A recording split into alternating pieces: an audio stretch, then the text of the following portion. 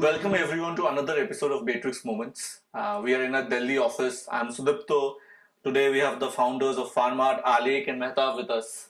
FarMart, as most of you guys will know, is a company in the B2B agri space.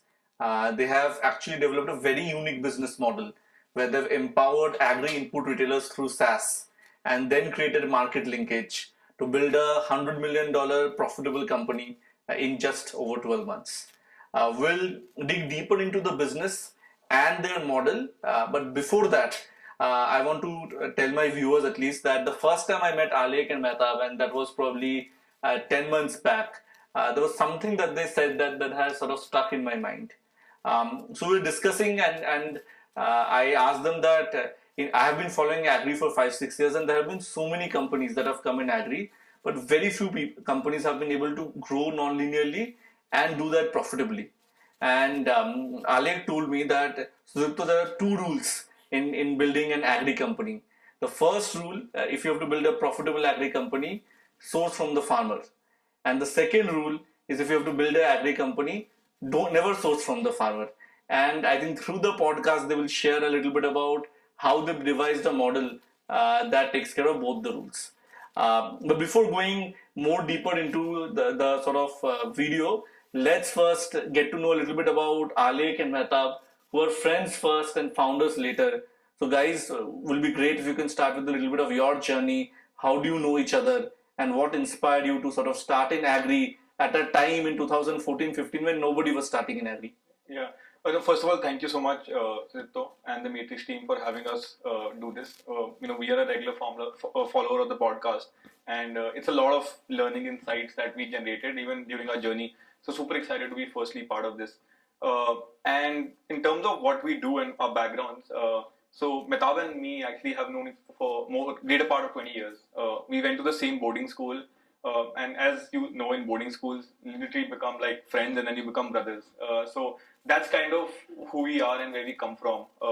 In terms of our backgrounds, Mehtab and me actually also went to the same city to do college, and there was a feeling right from the beginning that we wanted to do a business somewhere down the line. At that time, the ecosystem was very, very early, 2008, 9, when we were in college.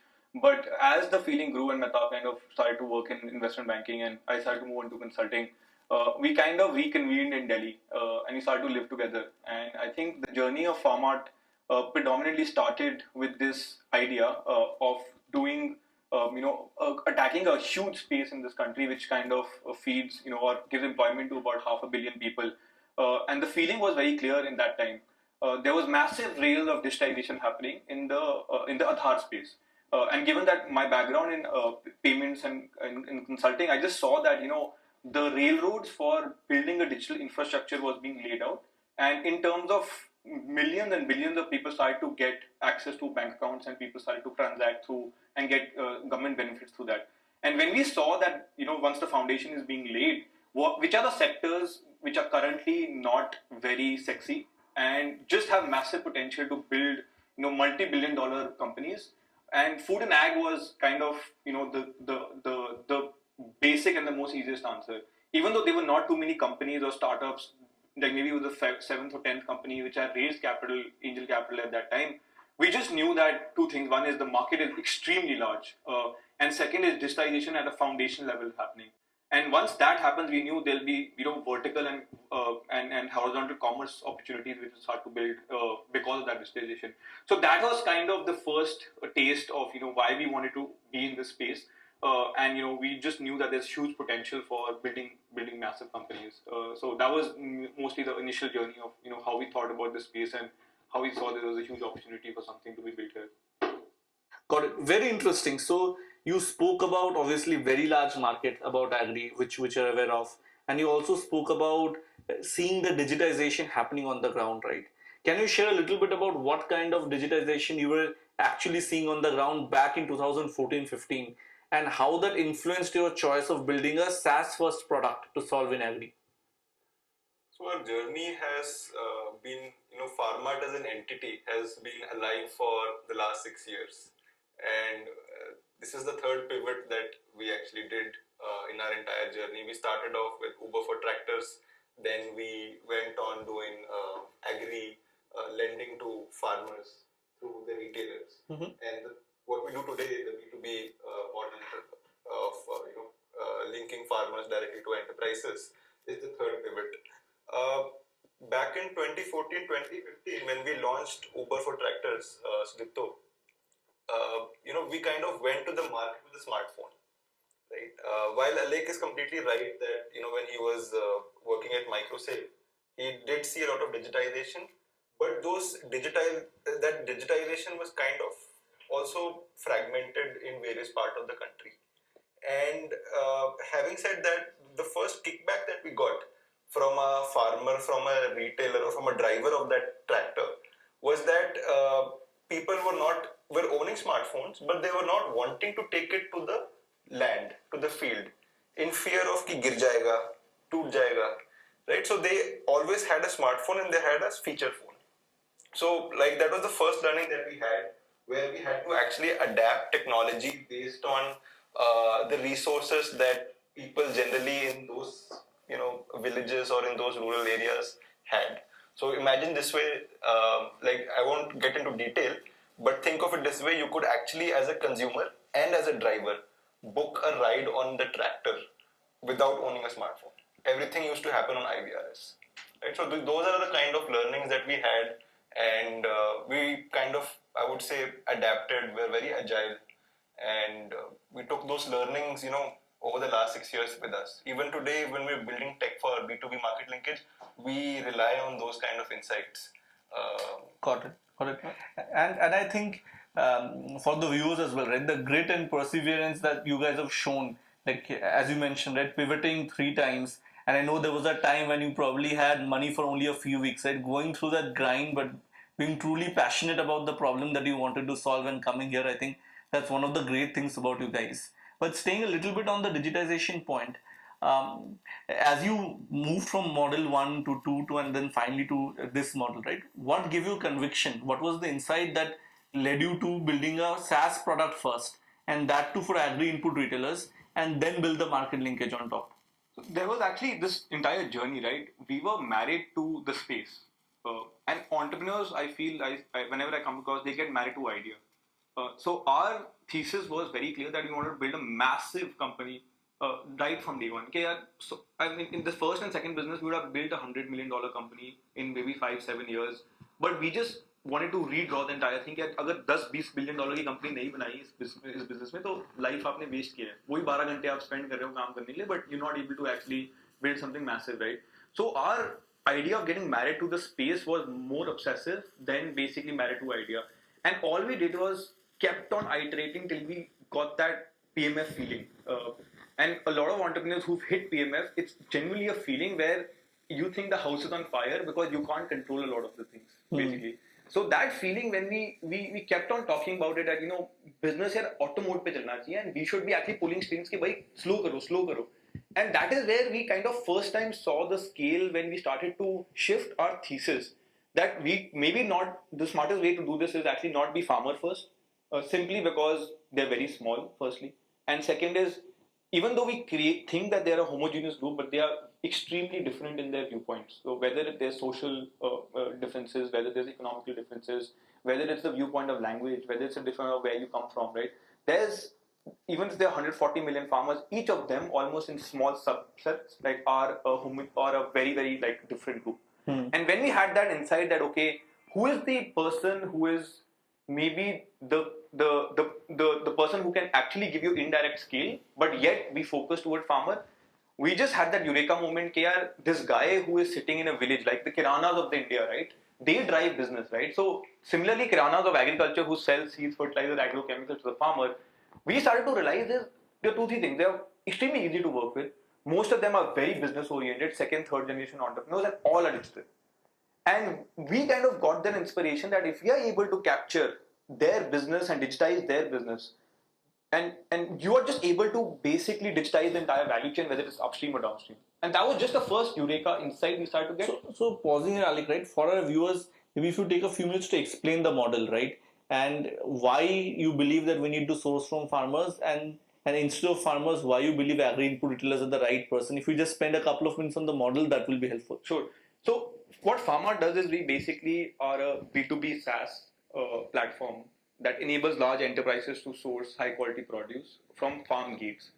And the way we do it very differently than all the market players is that we don't target the farmers directly. We actually work with people who are the most trusted confidants of the farmers, which are people who sell seeds, fertilizer, agriculture inputs to the farmer, which is the kiranas.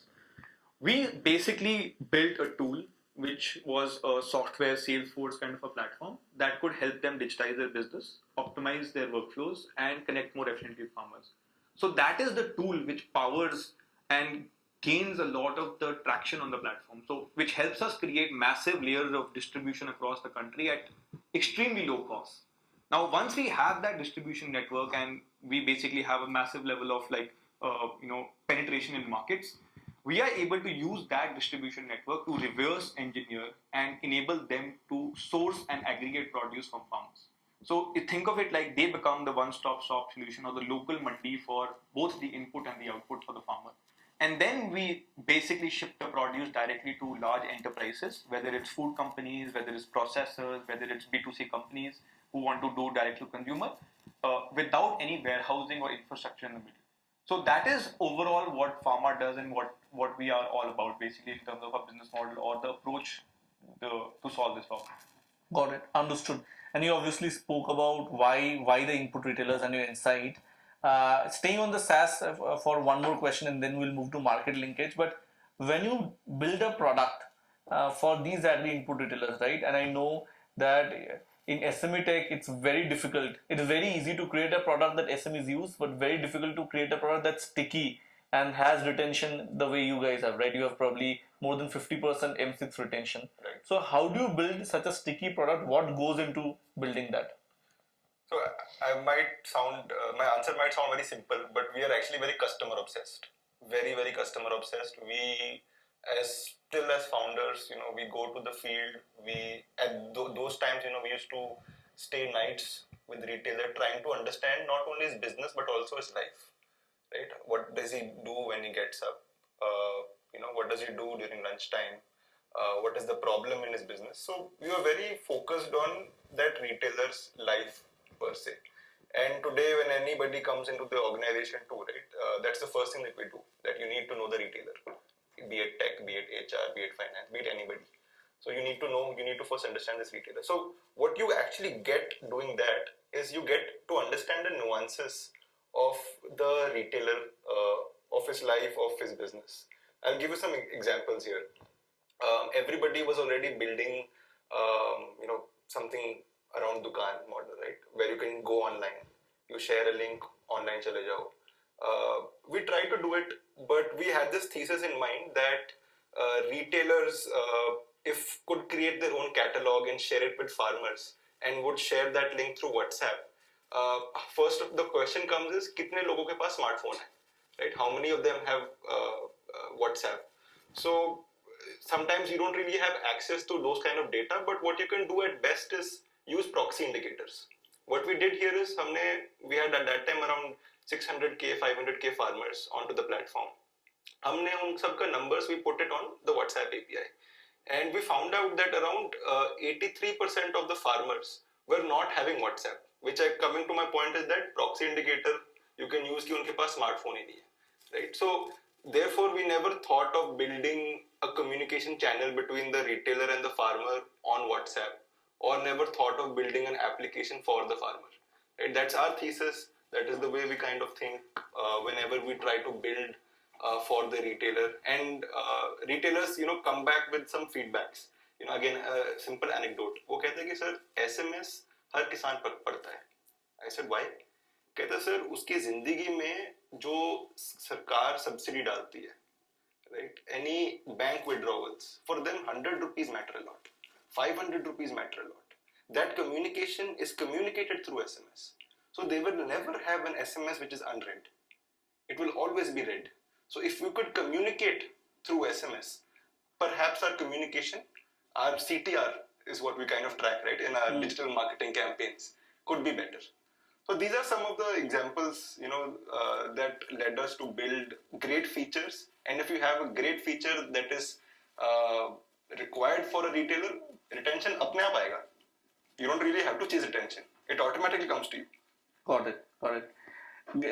Great to sort of hear the on-ground insights, and I know, and because now I've spent time with you guys closely, that every employee that comes also has to go through this and get sort of doctrinated into the FarMart philosophy. So I think till this part it's clear that you have this now really strong retailer base who uses that your product and uses that to communicate to the farmers using SMS and increase their own sales, right? Because of which you have 20,000 odd retailers, you have access to more than 1 million farmers. 30,000. Okay, 30,000. It keeps on changing week on week. So 8 million farmers hai, and through that you have access to supply of produce across different states and different categories. So you have solved for supply in a very non-linear manner. But the question still remains, who are your buyers and why do they want to buy from FarMart when agri is a sector where people have like 100 साल से 1000 साल से business चल रहा है, right? So what value add do you bring to your end customer that people want to buy from FarMart? Sure. Yeah, so it is very clear that कहावत है रोटी कपड़ा मकान. So the space we are in, we are the rupees of the world. And in India, it's basically B2B, which is B2B. I mean, people who are processors, people who are basically food companies who basically go into FMCG production, people who are basically also like B2C company, direct to consumer, in terms of whether it's retail or offline. All of them basically have failed to create a supply network. There is not a single company, maybe except in some categories where it's high margin, they've been able to source from the farmer. So, and the reason when we went to them and kind of asked them like, why has this failed, is simply because there is too much capex infrastructure, there's too much time investment that goes into acquiring a farmer, basically. And when we basically asked them that, we would be able to source produce across the country at very low cost directly to your warehouse or processing units, they basically care about only two things, which is quality. What are you able to give me high quality produce directly from farmers because it's more fresher? And second is, are you able to ship me larger quantities? Because at this point of time, the market is so fragmented that they have to work with 20, 30 brokers to be able to source the same shipment. What we potentially have a vision to solve for them is quality and quantity. So first mile tech enabled QC, and also are you able to ship 5-10 times larger quantity on a month-on-month basis or a quarter-on-quarter basis, which increases their uptake and also appetite for the raw material. This is the current vision. But we see this vision evolve into a pure play traceability and a transparency model, because the world as a food unit based on what's happening with all the diseases and so on and so forth, people are very, very conscious whether in the West or India, where are they consuming their food from. And now the latest government of India regulation is that you have to specify the location and the source of your food produce. Eventually it'll happen in 5 years. We feel we are in the strongest position because of this digitization tool and the infrastructure which we are building. And that will actually lead to, you'll be able to scan your barcode on whatever product you want, and you'll be able to know which farmer it was sourced from, which retailer kind of shipped it, what is the time in warehousing, when was this processed, and eventually when does the consumer receive it. So the idea of building this traceable, quality-driven, high throughput, high transparency model is not possible without this digitization which we are building it. So I think we are just in day zero of what we are building. The future holds this massive opportunity just because we are able to digitize the retailer, the farmer, and all the data. We call ourselves actually a product data company. This is what the DNA of the company is basically. Market linkage is the monetization of the first layer we are building. This just can build into massive outlays, whether it's input, output, whether it's quality, whether it's logistics. It's just a massive behemoth that eventually we built or someone else builds, right? So hopefully we are the one who basically go out there and attack this and solve this. But the vision is much larger than even today what we are able to do. Got it. Interesting. Fair. So obviously the market linkage, because of the digitization, obviously you are able to A, solve for QC, B, solve for traceability, and obviously have economies of scale because of spread throughout the country, right? I also know that you do reverse bidding, which is where also it helps you get the best price out there in the market. So you've solved supply, you've solved demand, there's market linkage happening. But traditionally, companies in B2B agri, it's a very thin margin business. People have not been able to build profitably in the past. And You started market linkage last April. We have not yet completed 12 months and we're at $100 million run rate. You are CM2 profitable and you have burnt less than $1.5 million to get here. So what did you guys do in terms of designing this supply chain that you could scale from 0 to 100 and only spending 10 crores for that? I actually have to thank Mehtab for this. He is the DNA of basically building very strong, profitable companies, and based on which we as founders start to realize how strong processes in a company who's very fast growing is required. And based on which basically we were able to just build a check and balances. It's literally like a truck first order getting to truck shipped to basically getting a repayment. It's like a conveyor belt in our company. And Mehtab can obviously talk more about it, but that's the core DNA, that we do things fast or we don't do it at all. That's like the motto of the company. And the second thing is we do everything profitably, because that is where eventually value is created for every stakeholder, whether it's our buyers, whether it's our farmers, whether it's FarMart, whether it's our shareholders, and eventually, whether we go for IPO or things like that. We have a very clear roadmap and vision that we have to do things fast. We have to also do things profitably. So it's more of a DNA. And once you, as founders, you have that DNA, the entire team falls in the same line. And you are able to push everyone in a similar direction of thinking. And once, from 2 people, it goes to 100 to 200 people thinking in the same direction, you are able to build massive, massively profitable companies. And there is a notion that, you are not able to, obviously build profitable companies in the agri space.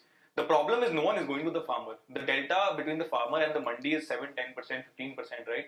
No one is able to solve for the supply chain issues. How will someone make margin in this, right? And that's where we thought, like, if we reverse engineer the entire process, we are able to build a very strong reverse bidding engine. The entire product is basically a conveyor belt on the operating order management system. You build the right checks and balances, everything falls in place in a very quick amount of time. And that's where tech plays like the core role of everything we do at the heart of things.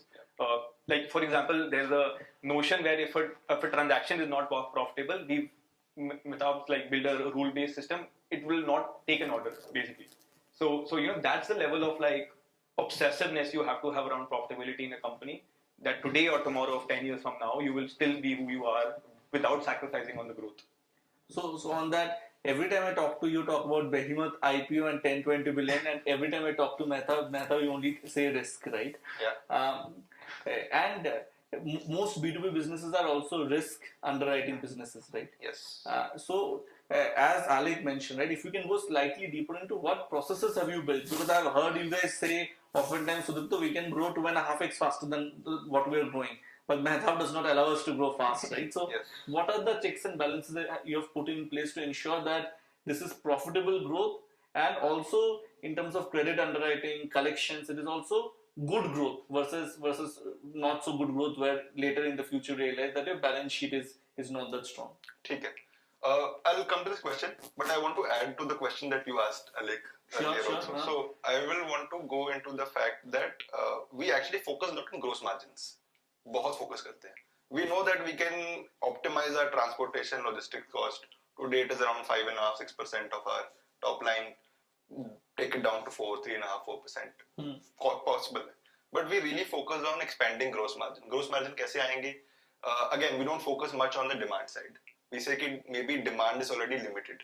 What we try to do is go as deep as possible to farmers, to markets, explore markets where there is actually optimum price. And I might sound repetitive here, but that is where the product helps us. हमारे app में price polling होती है.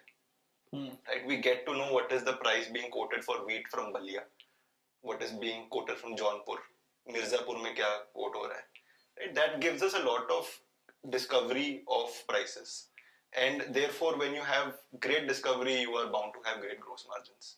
If you have great gross margins, you are bound to have great CM1, CM2 business. On top of that, retailer में कोई sunk cost ही नहीं है. We don't really have any fixed assets. We don't have the model of hub and spoke model where we have nodes, warehouses, fulfillment delivery centers. ऐसा कुछ नहीं है. Because every unloading, loading, you at least lose 0.5, 0.6% of your margins. And that's a lot in this business. Yeah. Right? So imagine if you are doing 3 times unloading, loading, you've lost approximately 2%. हमारा सीधा retailer के warehouse से buyer के warehouse पे जाता है. So these are some of the things, the nuances that allows us to not just have great GMs but also have great CMs, and we're working towards it. Trying to improve processes, trying to have a better commodity mix. So just wanted to supplement Alex's answer there too. तो मेहताब ने profitable बनाकर आलेख ने grow करवाया, मेहताब ने ensure कि वो profitable रहे. But profitability is not risk, right? Which we are discussing. Risk is something else. Correct. So underwriting you have to underwrite the buyer very well, and you also have to take care of the risk from the supplier, because he can give you something which is not of good quality, right? So how do you do that?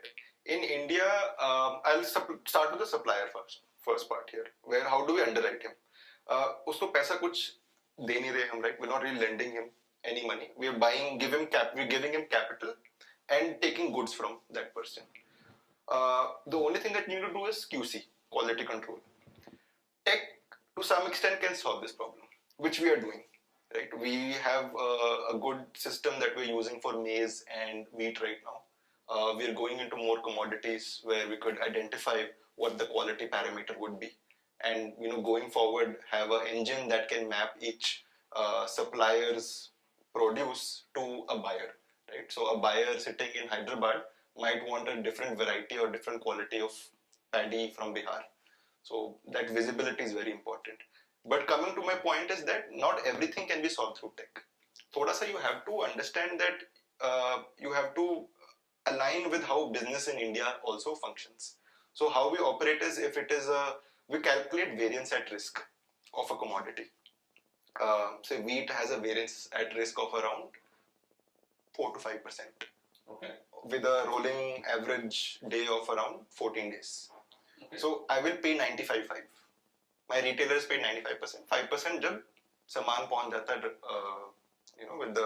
with the buyer, and he gives me the GRN note, and he says कि everything is okay. If everything is okay, 5% released. If not, there's a deduction to it, which also tries to build an incentive system that try to give better commodity goods. So that's how we underwrite risk, at least from the supplier side. That's very important, because if you do not give good quality goods, your buyers are bound to be disappointed. Yeah. Moving on to the buyer, these people pay us 15, anywhere between 10 to 15 days. Yeah. Right? That's our working capital cycle in our business. And here, whenever we onboard a buyer, we generally look at various parameters. It's not very easy to kind of communicate over this thing. We have SOPs, we have a matrix chart. So for example, just as an anecdotal example, if we are doing market linkage for onions, which we're doing right now from Maharashtra, we have to sell it to a trader. We have kind of reached a saturation point where we've already filled up the coffers of modern trade. Because as you know, right, only 3 to 4% of the market constitutes organized retail. So we have to work with normal traders in the business too, right? So when we kind of supply them onion, we kind of start off with 5 to 10 lakh of credit limits, right? Because that's where we kind of start off with.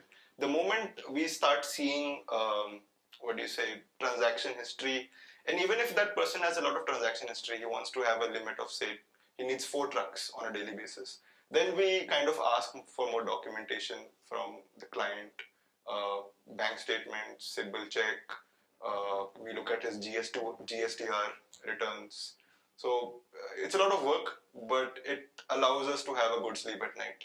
Yeah, but adding to what Mehtab said, like just take a minute around this. But the point is, the buyer or the processor, right, in our case, is actually a player in the value chain. So अगर हम उसको supply करते हैं कोई produce, उसका वो आटा बना के देता है किसी को. अगर हम उसको अनियन दे रहे हैं तो बेसिकली किसी और को शिप कर रहे हैं. So actually he is kind of a cog in the machinery.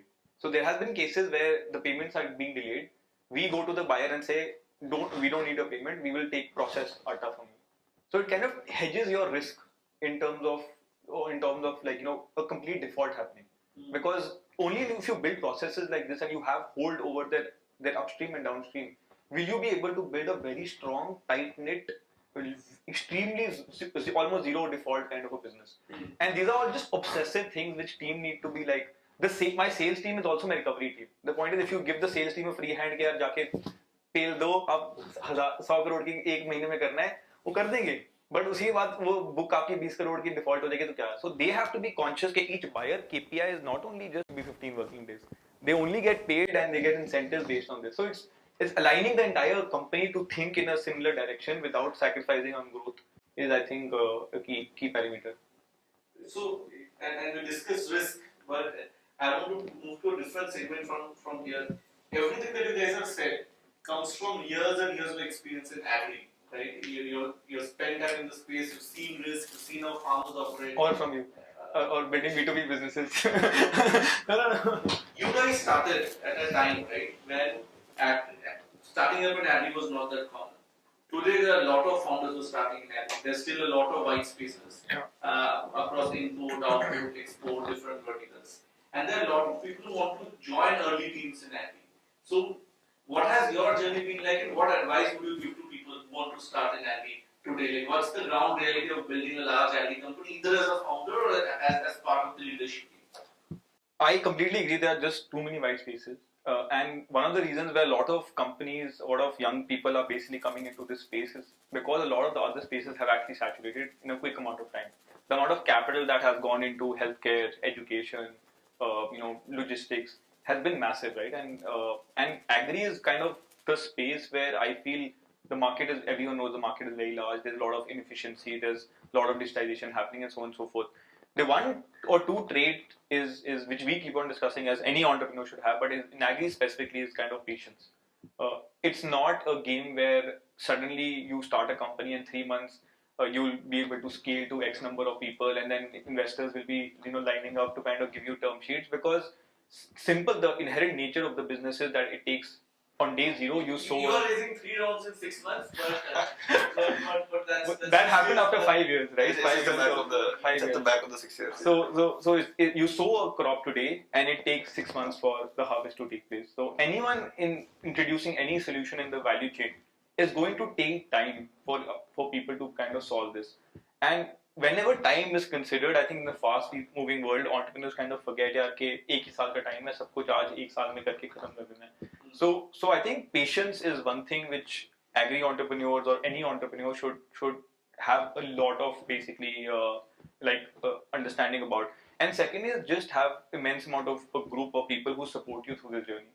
There have been at least 3 chances where the company will have 100% shut down. There's no, we actually had negative cash in bank for like 3 months, put in our own capital. But the way we talk about it is कि अगर सोचा है तो करना है. Basically उसके बाद like our motto in school is never give in, and it's actually stayed in our DNA. We don't know how to like say यार ये नहीं हो सकता. We just don't like I've never heard in my life Mehtab or me saying कि यार नहीं कर सकते, because everything is possible. It's just a growth mindset that you have to adopt, and along the way you meet a lot of inspiring people like you to tell you that it's possible, right? So it is, everything is possible, but with that mindset and patience is the only way you'll be able to pull it off. There's no other method to it. There's no other MBA school you can go to, no other conversation you can have, but you have to go through that journey and have a lot of patience to pull it off, to be honest. And thank you so much for humoring us as investors. It has truly been a very special partnership since the time we met. I think overall, we have also learned a lot about the market, but how you build a strong DNA in the company, and that reflects into sort of direct output metrics, both in terms of growth and sort of profitability, is great to see, right?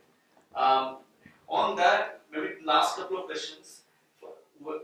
We spoke about sort of entrepreneurs and what they should think of before they start in agri, right? When you are hiring somebody for FarMart, and if someone after seeing this video wants to join your team, other than patience, what are you looking for in them? I let Mehtab actually take this, because we talk about a lot about this. I look for 3 qualities. It somewhat resonates with what you guys also follow at Matrix. आदमी भूखा होना चाहिए, ठीक है? I mean, Alek and I are very competitive sportsmen. So I used to play basketball, football खेलता था at national levels. जब कोई मैच सुबह होता था ना, कोई भी छोटा भी, इतनी भूख होती थी जीतने की कि नींद नहीं आती थी. Right? And the same thing that I just tell them that if you want to deliver update on the app, you should be very hungry to kind of deliver it. So that is one. And number two, I find is bhi mehnat bhi chahiye, hard work. So these two things is hunger and hustle, right? Hunger and hard work. And आखिरी is honesty. And when I say honesty, it's not about cheating, या चोरी या theft. It is about being honest to yourself. And this is something that I've realized in my own personal journey, where when I used to study for boards, I used to tell my mother कि पढ़ लिया, but I used to lie to myself. And over a period of time, मेरे को याद आया कि ये तो मेरे लिए हानिकारक था. So I tell people that you must be honest to yourself, and I try to ask certain questions during the. I never have interviews. I have conversations with prospective employees. Okay. So during that conversation, I try to get an answer. Whether does he has all these three traits. And just to add to that, actually two things is part of hunger only is the person needs to be underdog. कहीं ना कहीं उसके साथ ऐसा होना चाहिए था life में कि यार उसको जो उसका हक था वो मिला नहीं और अब उसको जिंदगी में कुछ प्रूव करना है. And those people are actually the growth mindset people. उनको जिंदगी में बस आग लगी होती है कि मुझे कुछ मिला नहीं, मेरे पास अगर सही पोजीशन सही रोल मिल गया मुझे, मैं कुछ ना कुछ छोड़ दूंगा. Because people who are high achievers and got everything in life, best colleges, best everything, आके बस ज्ञान पेलेंगे, आपको बोलेंगे, फीलिंग देंगे यार कि हम बहुत इंपॉर्टेंट है. But people who are hungry and people who are underdogs, उनके अंदर एक फायर होती है कि यार ये तो करना ही करना है, पर ऐसे कर सकते हैं, वैसे कर सकते हैं, पूरा जुगाड़ मेंटालिटी भी होगी और सिस्टमैटिकली भी थिंक करेंगे. So we have actually seen a lot of our team members grow phenomenally over the last 11 months, only not as, and we are super proud of it. Like today, Mehtab and me don't do day to day. If you ask us 6 months back, we were like doing every ops call, we were doing everything. So it's a lot of ownership that take, but underdogs take it. Not a lot of other people. They will tell you a lot of gyan, but delivery is very different. And second is mission orientation. Mission orientation is simply that are you connected to the problem, the space, is your family member, कोई किसान था, नहीं था, किसानों के साथ बुरा हो रहा है, अच्छा हो रहा है. Because if you don't have mission orientation, eventually there will be good times, right? But there will be very harsh times. And then are people going to run for the door, or they're going to stay with the team and also stick together and kind of move in a direction, right? Only when mission-oriented people come along with like that kind of mentality, you're able to build a very solid, strong team. The quality of your team will determine on these three qualities which Mithaq talked about, and eventually mission orientation, because this is a long game. हम कोई एक साल की game तो खेल नहीं रही है, 5, 10, 20 साल की शायद गेम हो सकती है. And you have to have long-term vision of be able to pull this off. As I was hearing through your answer about the underdog, मेरे दिमाग में चल रहा था the podcast का नाम होना चाहिए अपना टाइम आएगा. Exactly. Moving on, final question: what is your vision for FarMart? Where do you want to see the company say in 5 to 10 years time? Yeah, so we as a company have a simple mission statement, right? So we are actually building the world's first operating system for food value chains. It's a very expansive term, and market linkage, the product, retailer, everyone is kind of at the center of the thing. So retailer is at the center of the thing because we believe digitalization can only happen through this person, because there's a lot of data that the person holds, whether informally or formally. And we believe that the operating system of the food value chain can be built through this person, and then eventually this will turn into a massive layer of products, layer of services, layer of opportunity for different auxiliary services to kind of fit into this expansive vision. We've just actually started. I think 11 months have been phenomenal, but it's just the first step of where we want to get and how big can this get. And we actually talk about it within the company, that the company needs to outgrow everyone. It needs to outgrow Mehtab, it needs to outgrow me, it needs to outgrow all the people to actually leave something behind where we've actually made impact, built a great business. There's economic value unlocked for everyone, whether it's employees, investors, ourselves, and yet also create massive like legacy of this business.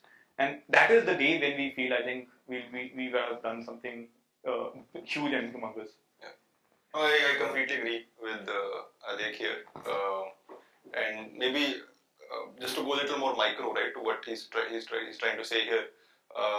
Operating system everybody knows, right? Google, Android, app stores, right? So they're all OS, and they are able to kind of unlock various opportunities in the entire value chain. So हमारे में भी value chain is not just linked to output. We may be called B2B food supply platform today because that's one of our monetization avenue. But on the input side, we capture a lot of data. हर रोज 50,000 से 60,000 inquiry एक retailer distributor कर रहा है.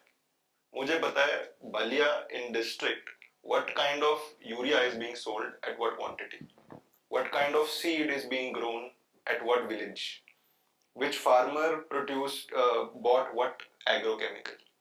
So that it's actually a powerhouse of data, and it can be utilized in various avenues in the entire business.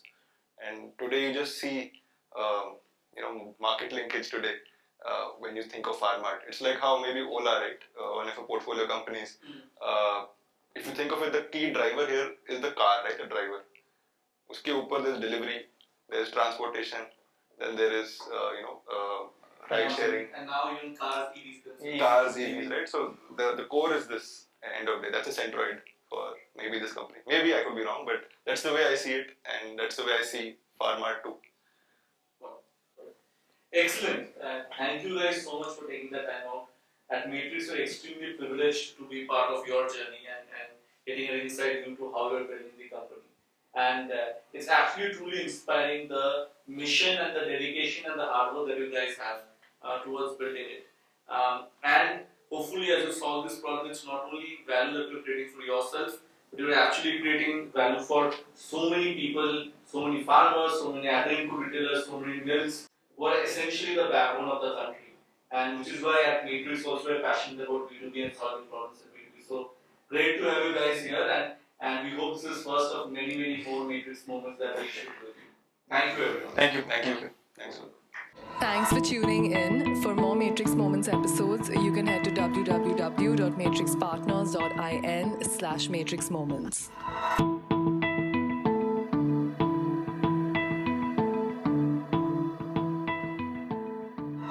You can also follow us on Twitter, LinkedIn, and YouTube for more updates.